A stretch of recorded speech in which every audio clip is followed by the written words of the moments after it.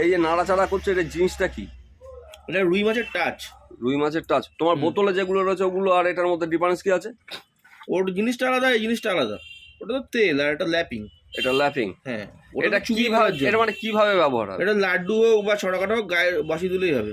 লাড্ডু বা ছড়া কাঠাতে গায়ে বসিয়ে দিলাম।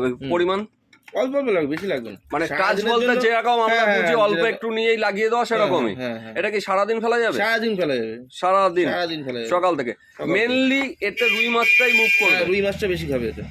আদার্স অন্য মাছ, কাতলা মাছ কি খেতে পারে? হ্যাঁ, খেতে পারে। রুইটা বেশি খাবে। রুইটা বেশি খাবে। এবং এটা যদি কেউ মনে করে যে সারাদিন ব্যবহার করলে এখানে কাতলা ঢুকবে না, এটা ভুল ধারণা।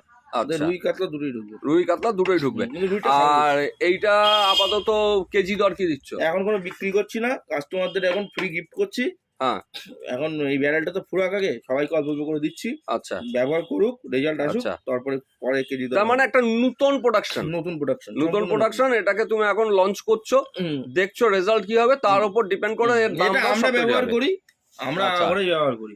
যাক, ঠিক আছে, তাহলে মশলাটা আরেকবার দেখা যাক। রুই মাছের টাচ, লাড্ডু এবং ছড়া কাটা সব জায়গাতেই ব্যবহার করা যাবে। নতুন করা হয়েছে। এখন তাহলে গিফট দেওয়া চলছে। গিফট হচ্ছে সবাইকে অল্প অল্প। মানে এই গ্রামটাই কি দেবে গিফট, নাকি আর কোনো গ্রাম দেবে? এই গ্রামটাই পুরো গিফট দেবো। আচ্ছা, ঠিক আছে। যে হাঁচিবে কাস্টমাররা আসছে, মালপত্র নিচ্ছে যারা, তাদেরকে অল্প অল্প করে দেওয়া হচ্ছে। আচ্ছা, ভালো খবর।